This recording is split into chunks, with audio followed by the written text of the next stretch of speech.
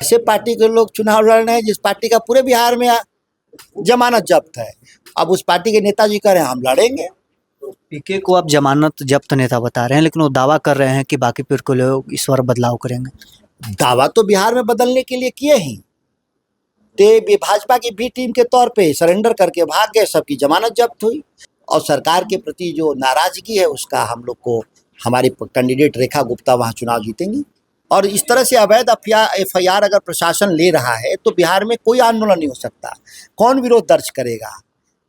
सरकार के लोग गुनाह पे गुनाह करते जाएंगे और उसका कोई विरोध करेगा तो उस पर फर्जी FIR होगा। वो पिपरा कोठी में दिखाई दे रहा है। आरजेडी सांसद सुधाकर सिंह हमारे साथ बातचीत करने के लिए हैं। पिपरा कोठी आप लोग गए थे, 57 लोगों के ऊपर FIR हुआ है, आपके ऊपर भी FIR किया गया है। देखिए, दो स्पेल में कह सकते हैं। एक 23 जून को हुआ है 38 लोगों पर, और 3 जुलाई को हमारे साथ 24 लोगों पर।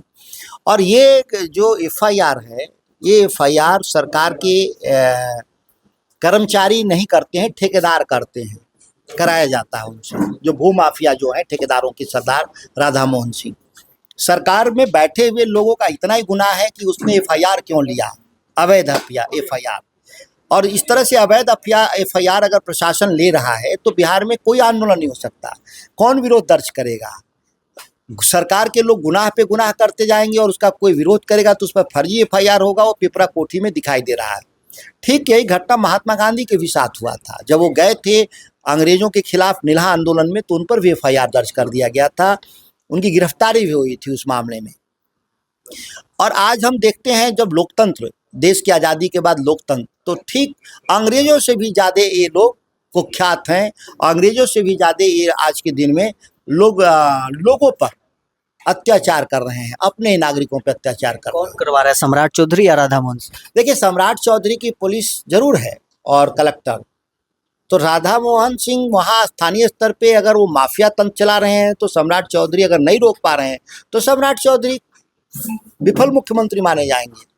अगर आप समझते हैं कि आप नीचे के अधिकारी, तो इसका मतलब आपका कोई नियंत्रण नहीं है, आप लगातार बिहार में विफल हो रहे हैं। मानसून सत्र आने वाला है, आपके ऊपर जो FIR हुआ है उसके खिलाफ सदन में आवाज उठाएंगे? सदन में भी उठाएंगे और हमारा विशेषाधिकार है। मैं लोकसभा अध्यक्ष को भी लिख करके दूंगा कि विशेषाधिकार के जरिए सुनवाई की जाए इसमें।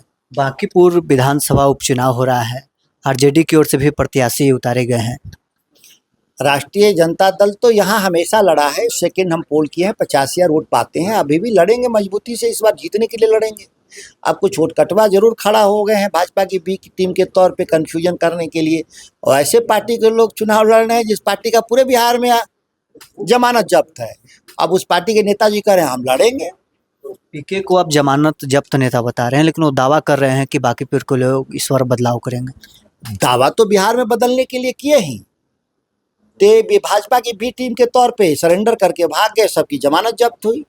फिर भी उनके साथ कुछ लोग घूमते होंगे तो राजनीति से उनका कोई लेना देना नहीं होगा, राजनीति को व्यवसाय मान के करते होंगे। जमानत जब्त हुई थी तो रणनीति बना रहे थे, लेकिन इस बार तो खुद मैदान में हुआ है।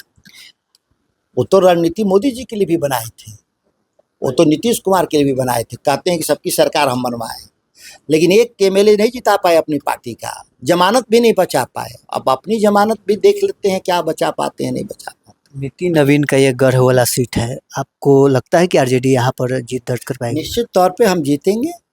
हमारी मजबूत वहाँ पे वजूद है, मौजूदगी है।